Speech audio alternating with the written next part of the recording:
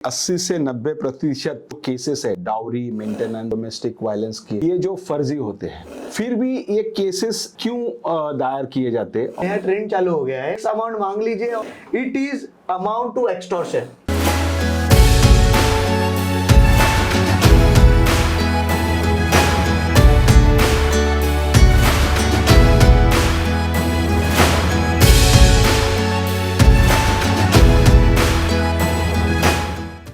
जीवन साथी अगर अच्छा मिले तो धरती पे स्वर्ग है, और ना मिले तो धरती पे नर्क है। अपना आपका चैनल पहल एंटरटेनमेंट की तरफ से आप सभी दर्शकों का मैं स्वागत करता हूं। हाल ही में आपने सुना होगा अतुल सुभाष के बारे में, जिन्होंने पारिवारिक समस्याओं के कारण अपना जीवन समाप्त किया, क्योंकि महिलाओं के संरक्षण के लिए जो बनाए गए कानून है, डाउरी एक्ट, मेंटेनेंस और 498, उसका गैर इस्तेमाल कैसे किया जाता है, इसके बारे में चर्चा करने के लिए मुंबई उच्च न्यायालय के अधिवक्ता केवी सोनी साहब आज यहाँ पे मौजूद है। उनके साथ इस बारे में हम चर्चा करेंगे। नमस्कार एडवोकेट केवी सोनी साहब, आपका पहल एंटरटेनमेंट में स्वागत है। सोनी साहब, मेरा पहला ये प्रश्न है कि अभी फिलहाल जो भारतीय न्याय व्यवस्था में कानून में जो बदलाव हुए, उसके बारे में आपका क्या ख्याल है?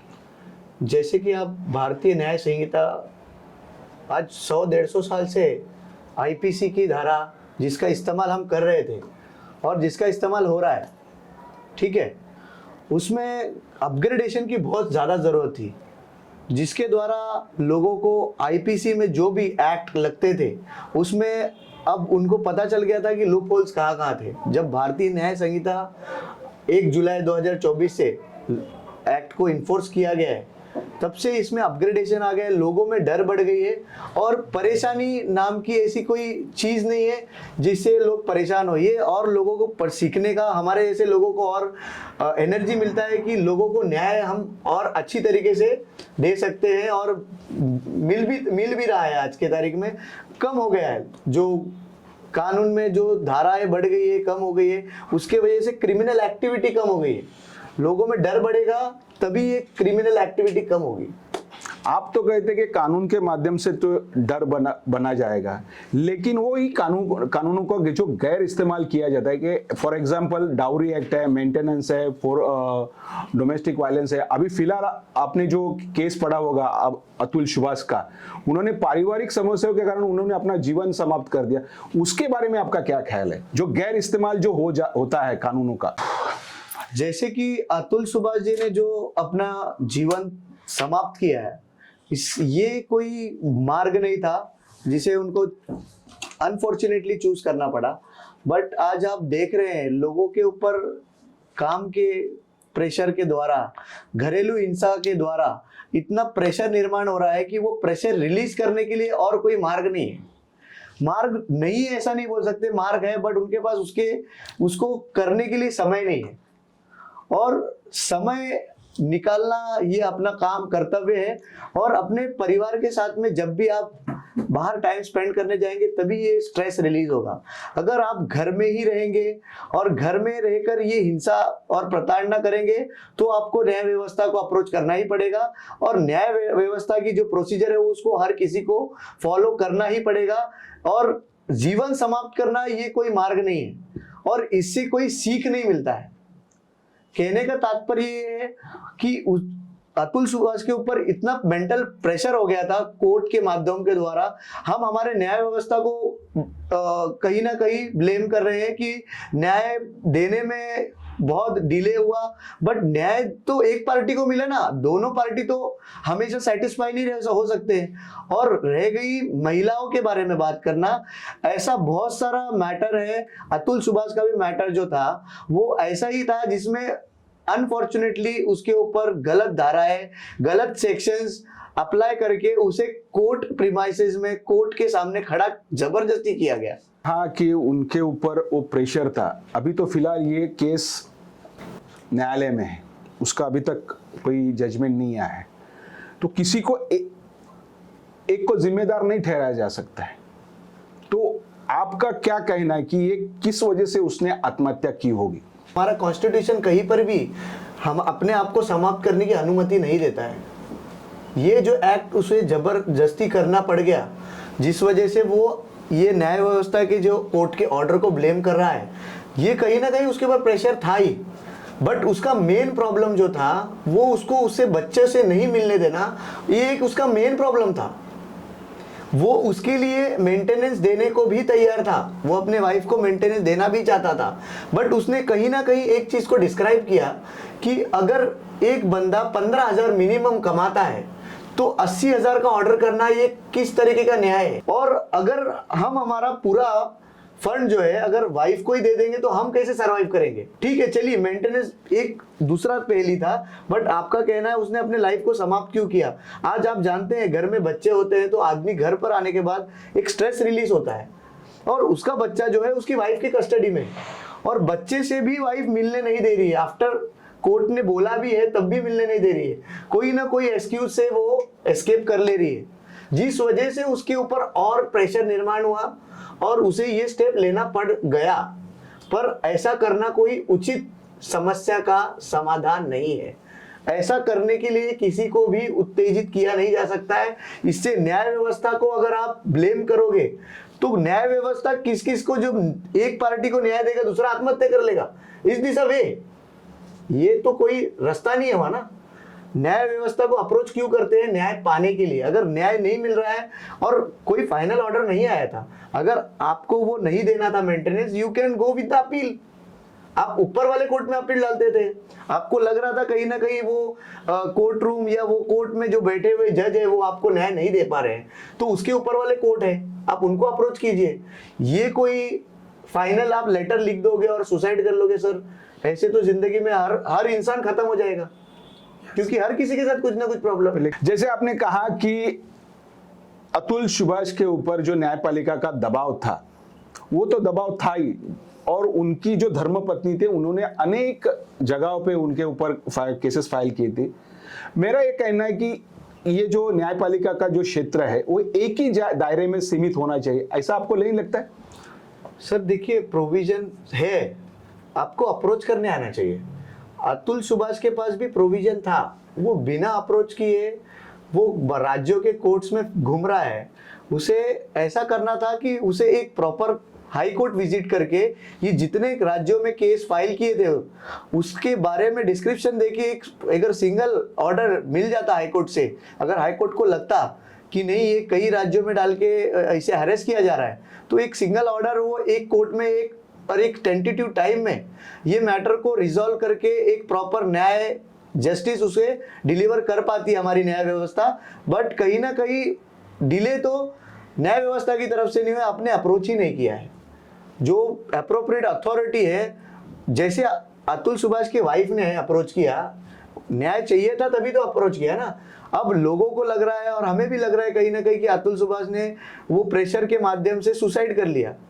अगर उसका एडवर्स होता, अगर उसकी वाइफ ने सुसाइड नोट लिख के और अतुल सुभाष के ऊपर एलिगेशन डाल के अगर वो सुसाइड कर लेती, तब आपका न्याय व्यवस्था क्या बोलता?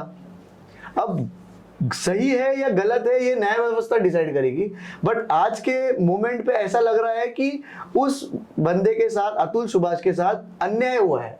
लोगों को तो यही समझ में आ रहा है, और लिटरली जो महिलाएं होती हैं वो कहीं ना कहीं उन्हें मिले गए जो संविधान के अंदर, जो कानून के अंदर जो न्याय मिला है, उन्हें जो जस्टिस मिला है कि उन्हें पहला प्रावधान दिया जाएगा, उसका मिसयूज पूरी तरीके से कर रही हैं। अगर आपको कुछ कहना है, आप एक टेबल पर बैठ के आप मीडिएट करके मैटर रिजॉल्व कर सकते हो, रिजॉल्व करने का तरीका आना चाहिए। पहले तो कानूनों का गैर इस्तेमाल, उसके माध्यम से उत्पीड़न का भी एक प्रकार सामने आया, और उसके ऊपर और एक है कि ना होते हुए भी इतनी अमाउंट मांगना। अभी इस केस में तो 3 करोड़ का सेटलमेंट अमाउंट उन्होंने मांगा था, ये कौन सा तरीका है? देखिए सर, मांगने के लिए 3 करोड़ नहीं 30 करोड़ भी मांगा जाता है। अब देने वाला है और लेने वाला है।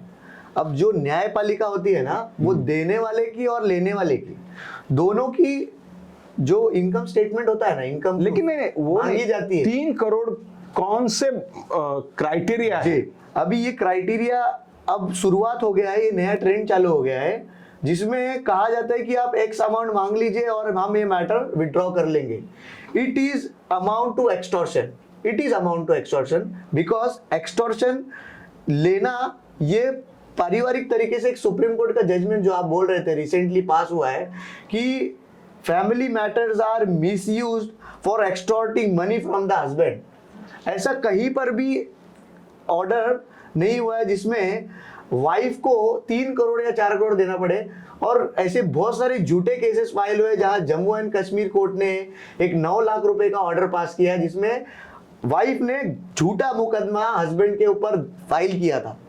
मैं बताना चाहूंगा कि हरियाणा हाई कोर्ट में भी ये एक ऑर्डर पास हुआ है जिसमें 5 लाख रुपए का दंड लगा है वाइफ के ऊपर, क्योंकि वाइफ ने अपने पिताजी के पावर को मिसयूज करके किसी पुलिस स्टेशन को मैनेज करके और ये एफआईआर लॉन्च करने में उसे हेल्प मिला और वो हाई कोर्ट ने ऑब्जर्व किया और जब जाके ये एडवर्स ऑर्डर पास किया गया।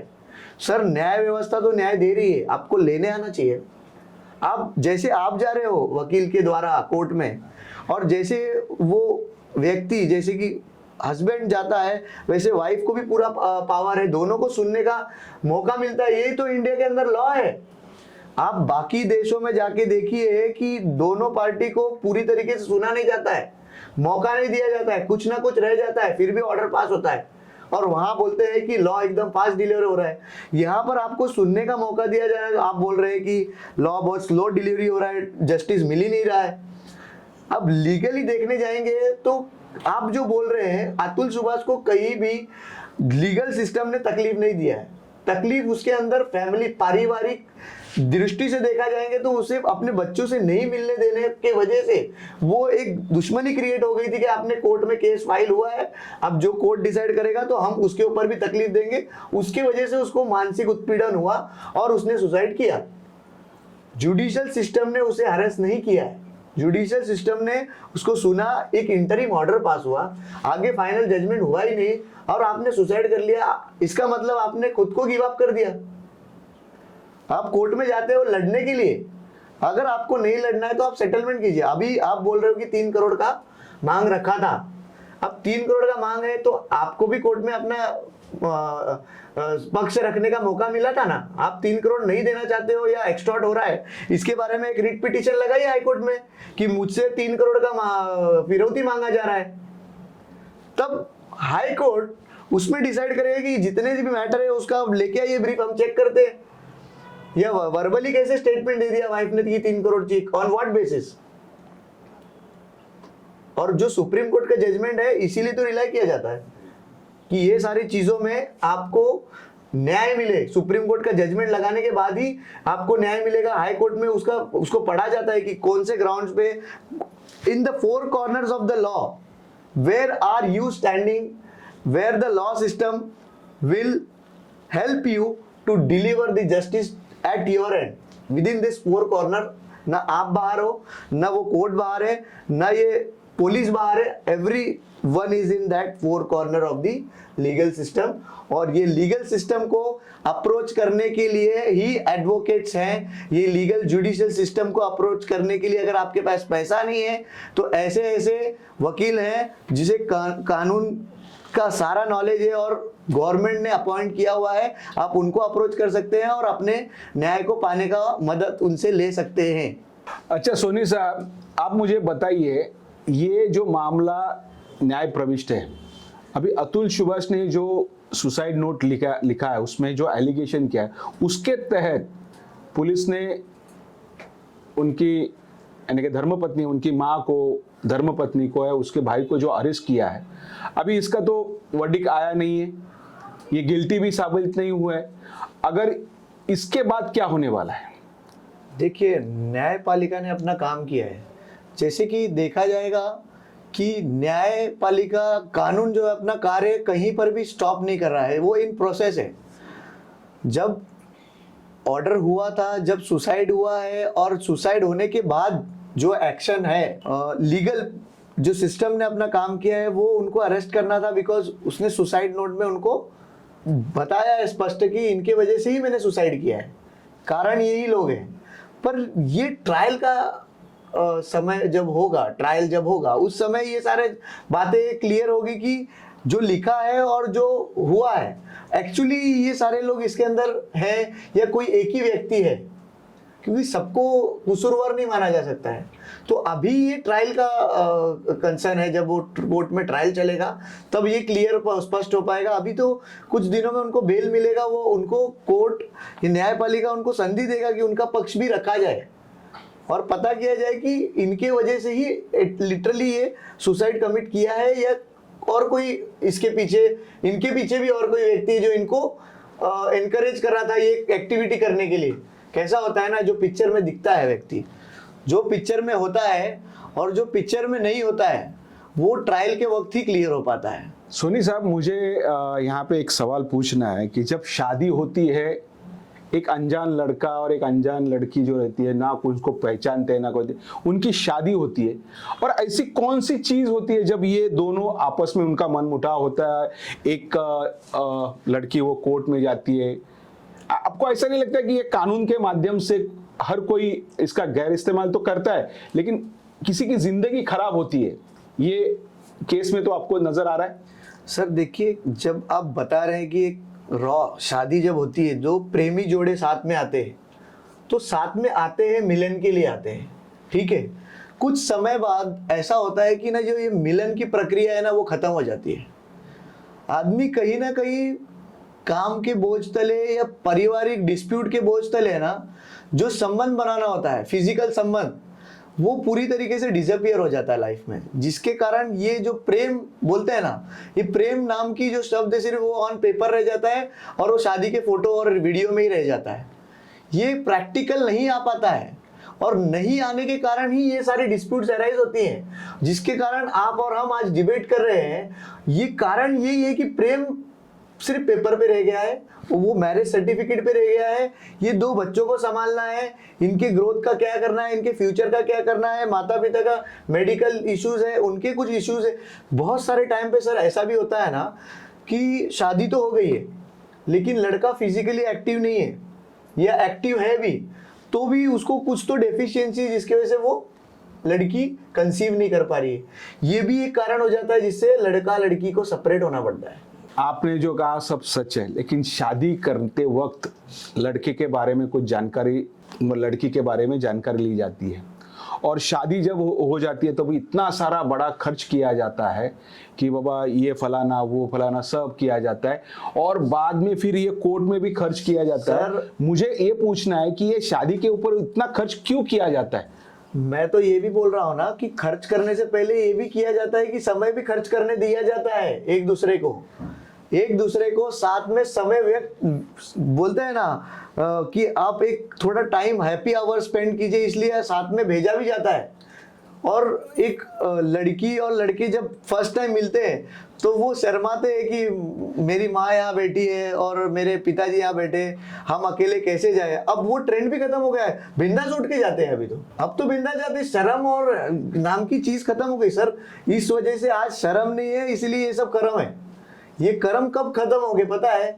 जब आदमी के अंदर जो लाज लज्जा है और जो पेशेंस लेवल, जो बोलते हैं ना, आज क्रोधित जमाना क्रोधित हो गया है। क्रोधित इन द सेंस बहुत ज्यादा ही गुस्से में और फ्रस्ट्रेशन के चक्कर में अपने चीजों को मनवाने के लिए जो आज लेडीज कर रही हैं, उस वजह से वो बंदा जो ऑफिस जाता है वो अपने ऑफिस में भी कॉन्सेंट्रेट नहीं कर पाता है, प्लस वो जब घर पर आता है तो वो अपने बच्चों पे भी कंसंट्रेट नहीं कर पाता है, क्योंकि किरकिर पीछे चालू होता है। और इसको समाप्त करने का जो स्टार्ट करता है वो वाइफ ही है, और जो अंत करता है वो वाइफ ही है। हस्बैंड कितना भी कोऑपरेटिव रहेगा, कितना भी उससे अटैच रहेगा, कितना भी प्यार देगा, कितना भी हॉलिडे आवर्स स्पेंड करेगा, बट वो सब नल एंड वॉइड हो जाएगा जब तक दोनों व्यक्ति एक साथ आके संबंध नहीं बनाते हैं। और जो प्रेम वाला जिंदगी है, जिसमें डिस्प्यूट नाम की चीज जो है वो क्षण भर में खत्म हो जानी चाहिए, ना होनी चाहिए। ऐसा कोई वाक्य नहीं है कि घर में डिस्प्यूट नहीं होगा, बट कुछ समय में दोनों को एक पॉइंट पे आके उसको समाप्त करने का शक्ति होगा, तो ही घर चल पाएगा, परिवार चल पाएगा। ये दुनिया में जितने केसेस अराइज हो रहे हैं उसमें फॉल डाउनफॉल लाइन तभी आ पाएगा जब ये सारी एक्टिविटी स्टार्ट होगी।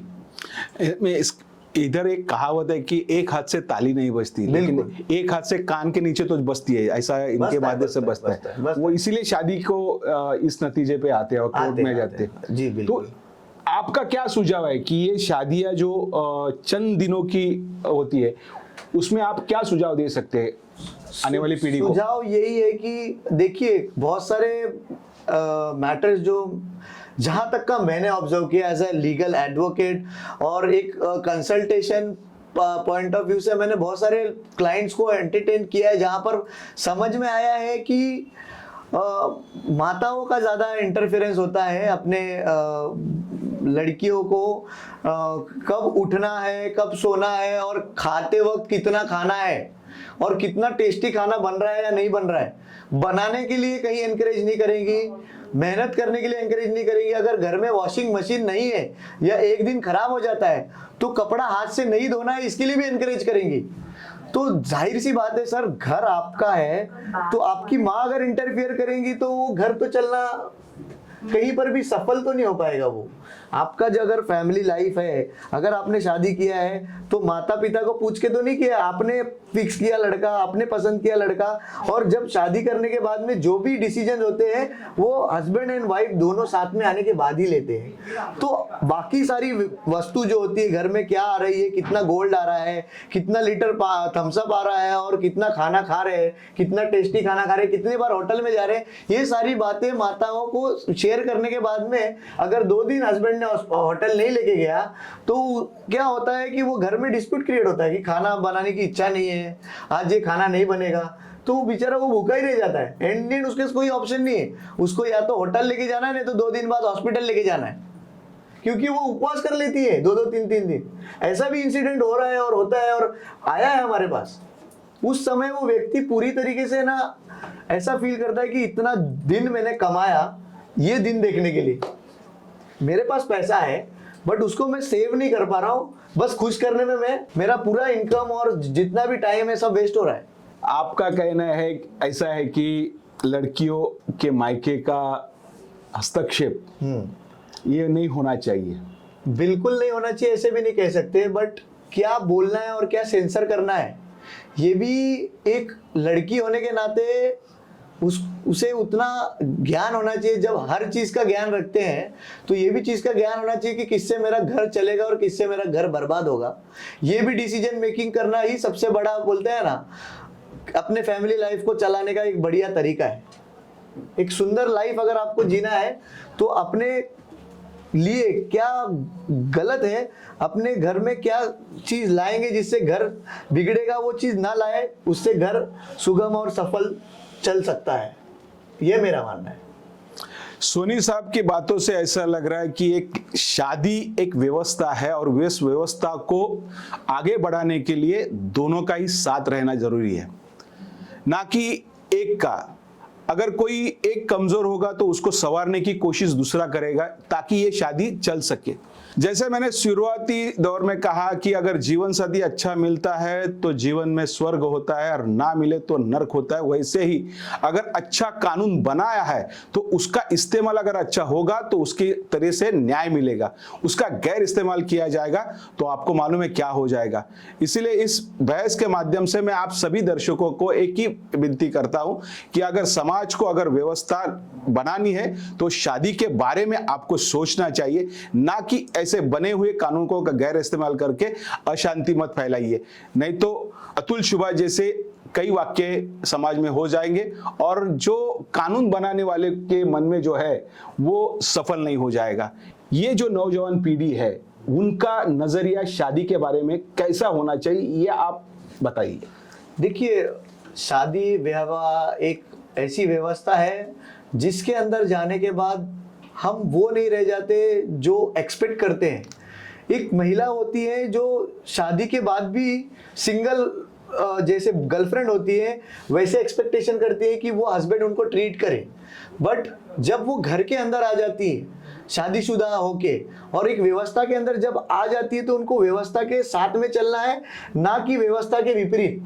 अगर व्यवस्था के विपरीत कोई भी चलेगा तो उसे लड़ना पड़ेगा, और लड़ने के लिए फिर जुडिशियल सिस्टम है, उसको तोड़ मरोड़ के गलत तरीके से प्रस्तुत करके, न्यायपालिका का मिसयूज करके अगर आप न्यायपालिका के सामने जाओगे तो ज्यादा दिन तक आप टिक नहीं पाओगे। इनिशियल समय तक लोगों के दिमाग में जो है कि न्यायपालिका में जाने के बाद टाइम वेस्ट होता है, ये एक बहुत गलत तरीके का समझ है, गैर समझ है।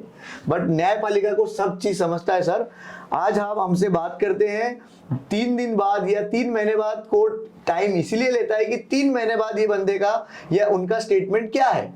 वो स्टेटमेंट को रिकॉर्ड करने के बाद में समझ में आता है कि ये स्टेटमेंट वो स्टेटमेंट में कितना कॉन्ट्रडिक्शन है। अगर आपके साथ सच में ये घटना हुई है तो आपका स्टेटमेंट कभी भी कॉन्ट्रडिक्टरी होगा नहीं, और कॉन्ट्रडिक्टरी होता है इसका मतलब आपने ये बनाया जो है केस कोर्ट के सामने फॉल्सली इम्प्लीकेट किया है वो बंदे को, और फिर कोर्ट उसमें समझेगा कि किसको न्याय देना है और के अंदर सजा देना है। सर, रोज हम समाचार पत्र में या सोशल मीडिया में देखते हैं कि 80 से 90% ये जो केसेस है डाउरी, मेंटेनेंस और डोमेस्टिक वायलेंस के, ये जो फर्जी होते हैं। फिर भी ये केसेस क्यों दायर किए जाते हैं? और दूसरा उसमें ऐसा लगता है कि ये जो फर्जी होने के कारण, जो मुख्य कारण है, जो वकील होते हैं वो वकील ही उसके रीजन होते हैं, क्योंकि वो जानकारी अच्छी तरह से अपने क्लाइंट को देते नहीं है। वो कहते हैं कि आप ये करो, वो करो, वो करो, फिर वो कोर्ट में जाता है तो जज उसको बोलता है ये नल एंड वॉइड है। उसके पीछे क्या रीजन है? और दूसरी बात है कि ये केस दायर होने के बाद 18 या 19 लोग दिन के मरते हैं, क्योंकि वो प्रेशर आता है, वो फिर उसमें लगता है कि ये कुछ मिलने वाला नहीं है। ये क्या हो रहा है? मतलब इसके पीछे राज क्या है? देखिए, जैसे कि आपके कहने का तात्पर्य ये है कि आप डायरेक्टली एक फ्रेटर्निटी को ब्लेम नहीं कर सकते हैं, क्योंकि जो एडवोकेट्स होते हैं वो रिप्रेजेंटेटिव होते हैं आपके। आप नहीं, मैं ब्लेम नहीं कर रहा हूं। जब ये केस हेयरिंग पे आते हैं तभी जज उस वकील को बोलते हैं कि ये आप क्या कर रहे हैं, इसमें कोई तो तथ्य ही नहीं है। वकील को इसलिए बोलते हैं क्योंकि वकील को वो क्लाइंट ने बोला है ऐसा हुआ है मेरे साथ। जब वकील आपका रिप्रेजेंटेटिव है, तभी आप you are the exceptional, you are the exceptional. अक्सर कई मैंने देखे हैं। देखिए कैसा होता है, बहुत सारी बातों में ऐसे तख्ते निकलते हैं कि जो हमने ऑफिस में बैठ के कंसल्ट किया था, जब आप प्रॉब्लम में आए थे, जो लिखा था, जो नोटिस बनाया था, और जब आपका कोर्ट में क्रॉस होता है या एविडेंस जब रिकॉर्ड होता है आपका कि इसके जो आपने एलिगेशन डाले इसके सपोर्ट में कुछ डॉक्यूमेंट है या आपके पास कोई एविडेंस है, विटनेस है, इस समय ये इस चीजों को ऑब्जर्व करने के बाद में कोर्ट बोलता है कि ये इसके कोई तख्ते नहीं और फाइल हुआ है, समझ रहे। और उस समय तक उस वकील को भी नहीं पता होता कि इसका कोई एविडेंस है रिकॉर्ड पे या नहीं है। वो उनके क्लाइंट ने बोला था, उनको समझ में आया कि इस तरीके से इनका कुछ काम फंसा हुआ है, हो सकता है। वो इनिशियली नोटिस सेंड करता है और नोटिस ही बनता है उस चीज का बेस, और बेस के ऊपर ही पूरा स्ट्रक्चर खड़ा होता है। आपको पता होगा हर चीज में, न्याय व्यवस्था में बेस और एक नोटिस होता है जब हम भेजते हैं, और नोटिस से लेके जो मैटर फाइल होता है, जो मेन पिटीशन होता है, और उसके बाद में जो आगे धीरे धीरे ट्रायल चलती है, तो जो डॉक्यूमेंट्स एक बार इकट्ठा होते हैं कोर्ट्स के अंदर, फिर कोर्ट ऑब्जर्व करता है कि ये तो फॉल्स एलिगेशन है, ये फॉल्स एलिगेशन है। फॉल्स एलिगेशन ये डिसाइड कौन करेगा? कोर्ट डिसाइड करेगा। A court officer can not decide it is false और इट इज ट्रू। ये बाकी जनता के नॉलेज के लिए बता दिया जा रहा है कि जनता इस चीज को, बात को पूरी तरीके से समझ ले कि एक कोर्ट ऑफिसर के पास जब केस आते हैं तो हर वक्त एक नया केस होता है, एक नया सिनेरियो होता है, और जो क्लाइंट आता है वो बार बार एक ही बात पूछता है कि आपने ऐसे केसेस देखे हैं क्या? अब वो नहीं भी तो नहीं बोल सकते, केसेस तो वैसे ही होते हैं, सेक्शंस वही होते हैं, बट सिचुएशन हर किसी के अलग अलग होते हैं, और सिचुएशन के अनुसार हर वक्त एक कोर्ट ऑफिसर को प्रेजेंट करना होता है कोर्ट के सामने। तो जो आपने बोला है उसको वो कितना हद तक डिक करेगा। जहां पर आपने अगर स्टेटमेंट, अगर एक कोर्ट ऑफिसर ने ड्राफ्ट भी किया है ना, तो बिना वो क्लाइंट के अंडरटेकिंग के वो सेंड नहीं होता है। तो क्लाइंट पूरा पढ़ता है तभी अंडरटेकिंग देता है कि इसमें जो लिखा हुआ है ये मेरे सिचुएशन के हिसाब से ही लिखा हुआ है, इसमें अगर कुछ चीजें ऐड हुई है तो वो सामने वाले को प्रोटेक्ट करने के लिए उसके लिए हुआ है। अब डिफेंड करने वाला वकील उनको डिफेंड करेगा ना। अब डायरेक्टली अगर बोलेंगे कि फॉल्स एलिगेशन लगा के कोर्ट में फॉल्स केस फाइल कर रहे हैं, तो ये एक फेटर्निटी को रिप्रेजेंटेशन करने में बहुत दिक्कत आएगी। बट ये कहीं ना कहीं जो आते हैं वो गलत इंटेंशन से आते हैं कि हमको इसको तकलीफ देना है, मेरे हस्बैंड को तकलीफ देना है, मेरी सासू को तकलीफ देना है, और मेरे पूरे बोलते हैं ना ससुराल वाले को प्रताड़ित करना है। इस इंटेंशन से आते हैं, जिस वजह से ये घटना घटता है। इसके पीछे की वजह किसी एक पर्सन को ब्लेम करके नहीं बनाई जा सकती है। कहने का तात्पर्य ये है कि कोर्ट बना है, न्याय व्यवस्था बना है, वकील है, एडवोकेट्स हैं, कोर्ट ऑफिसर्स हैं, सब अपनी ड्यूटी बहुत अच्छी तरीके से निभा रहे हैं, जिस वजह से लोगों के अंदर डर है, और डर की वजह से बहुत सारी केसेस नहीं आती है। अगर यही चीज बंद हो जाए और बहुत ईजी हो जाए, तो आप देखिए हर रोज कितने केसेस कोर्ट में फाइल होंगे, और उसमें 90% से ज्यादा जो आप बोल रहे हैं वो फॉल्स केस होंगे। बट आज के सिचुएशन के अनुसार ऐसा कुछ भी नहीं है। लोगों को अगर लग रहा है, तकलीफ है, तो ही वो न्याय व्यवस्था का फायदा उठाए, नहीं तो किसी भी अप्रोप्रिएट पर्सन के पास जाके अपने पैसे का और अपने परिवार का मिस यूज ना करे। यही मैं एक आह्वान करना चाहूंगा लोगों को। सर, आपने तो बात बहुत अच्छी की, लेकिन बुरा मत मानो, यहाँ पे मुझे कुछ तो भी ऐसा लग रहा है कि ये ना पैकेज सिस्टम है। मैं आपको न्याय दिलाता हूँ, जो आपको मिलेगा उसमें से मुझे परसेंटेज मिलना चाहिए। ये वकील बात करता है? बिल्कुल, क्यों नहीं करते? क्यों? सर देखिए, हर एक सिस्टम में एक सिस्टम होता है। अगर मैं कोर्ट जा रहा हूँ और मेरे एसोसिएट्स कोर्ट जा रहे हैं, और कोर्ट जाने और आने में आपका जो सर्विस चार्ज होता है, सुनिए, आप गलत अंदाज से ले रहे हैं। मैं क्या बोल रहा हूँ, अगर आप जो मेंटेनेंस का या एल्यूमिनी का बात जो करते हैं, अगर मेरी हैसियत ही नहीं है देने की, लेकिन आप जो बड़ा चढ़ा के जो एल्यूमिनी करते हैं उसमें आप, अच्छा आप बोल रहे हैं परसेंटेज लेते हैं। देखिए, ऐसा कुछ भी नहीं होता है। सिचुएशन ऐसा होता है कि जो क्लाइंट होती है, जो कंप्लेनेंट होती है, वो कंप्लेनेंट का first of all first day ये इंटेंशन होता है कि मेरे हस्बैंड के बाद बहुत पैसा है, और वो किसी तरीके से वो ग्रैब करने की कोशिश करना के लिए एक कोर्ट ऑफिसर को अप्रोच करती है, और वो कोर्ट ऑफिसर को फर्स्ट डे यही बार बार एक ही पुशअप करती है कि जो भी मिलेगा सर उसमें से आपको मैं दे दूंगी। बट एक प्रोफेशनल कोर्ट ऑफिसर उसको डिनाई नहीं करता है। क्यों नहीं करता है? बिकॉज उसका फीस होता है, उसमें उसका हार्डवर्क होता है उसके अंदर। अगर उसके पास आज पैसा नहीं है, इसका मतलब जब भी उसको एलिमनी मिलेगा या जो भी उसको मेंटेनेंस मिलेगा, वो उसमें से उसका फीस चुकाएगी। समझ रहे हैं आप? और इसको अगर आप इस तरीके से प्रेजेंट करें कि हम एलिमनी का केस फाइल करते हैं उसमें से प्रॉफिट निकालने के लिए, तो ये समाज में एक गलत दृष्टिकोण से एक गलत मैसेज पास ऑन होगा। मैसेज ये होता है कि हर कोई व्यक्ति, एक प्रोफेशनल व्यक्ति जब अपने प्रोफेशन को एंजॉय करता है और करने की कोशिश करता है, तो वो अपने पर्सनल बेनिफिट को छोड़ के आपके पर्सनल कामों को लेके कोर्ट के सामने खड़ा होता है। आप मुझे बताइए, ऐसा कौन व्यक्ति है आपकी प्रॉब्लम में वकीलों के अलावा कौन आपके साथ खड़ा होगा?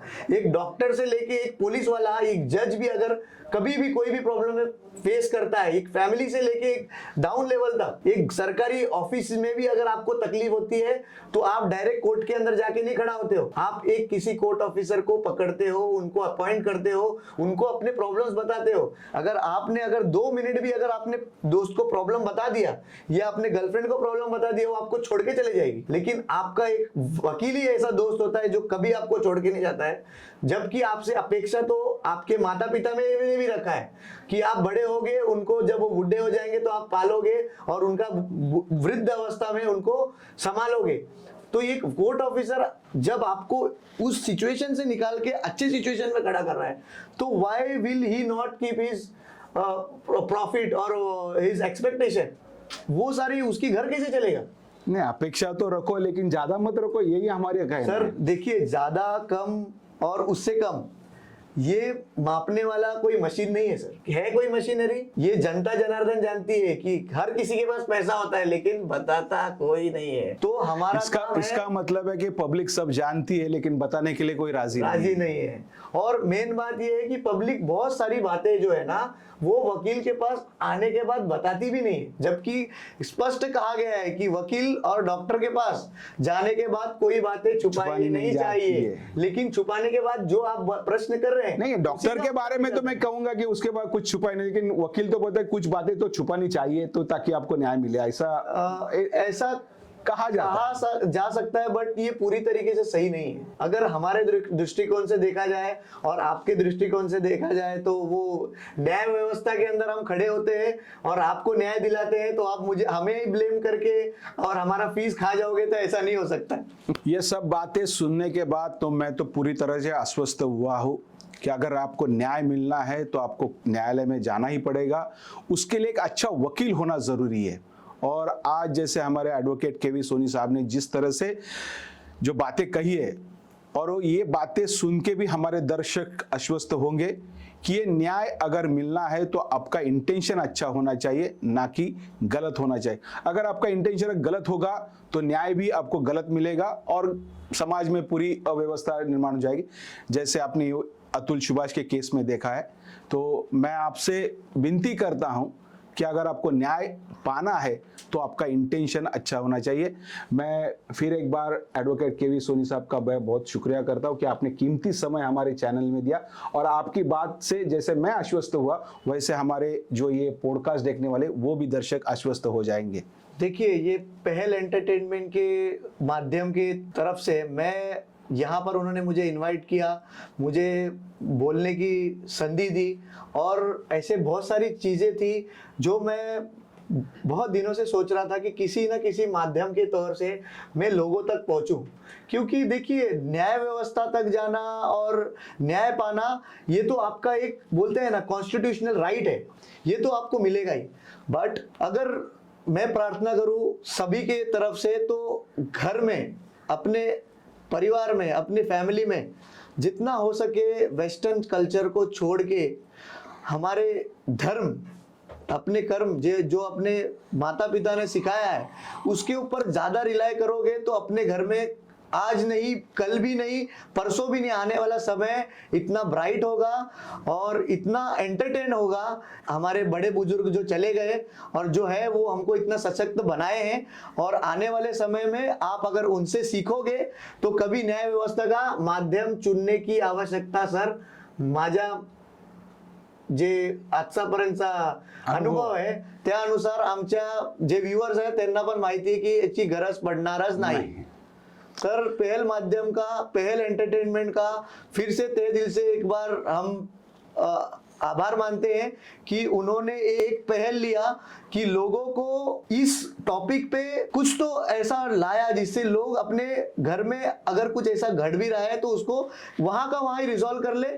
और हम तो आपके लिए बैठे ही हैं, और आने वाले समय में ऐसे और भी पॉडकास्ट लाएंगे जिससे आपको कुछ ना कुछ नया सीखने का मौका मिले। और मैं एज अ प्रोफेशनल चाहूंगा कि मेरे पास ज्यादा से ज्यादा क्लाइंट ना आए, और फैमिली प्रॉब्लम लेके तो बिल्कुल भी ना आए, क्योंकि घर ही एक अपना संसार है और संसारिक जीवन को चलाने वाला आदमी ही सक्सेसफुल है, ना कि आप बिजनेस में और ना कि आप अपने पढ़ाई में, ना ही अपने फ्रेंड रिलेशनशिप में या आउट ऑफ द हाउस जो भी आप सक्सेस पाते हो वो आपके लिए जीरो मायने रखता है अगर आपका घर खुश नहीं है तो। सर, आपला पण एक तुमचं पण मनापासून अभिनंदन आणि सगळ्यांचंच अभिनंदन। तुम्हाला सगळ्यांना नवीन वर्षाच्या हार्दिक शुभेच्छा। हार्दिक शुभेच्छा। धन्यवाद।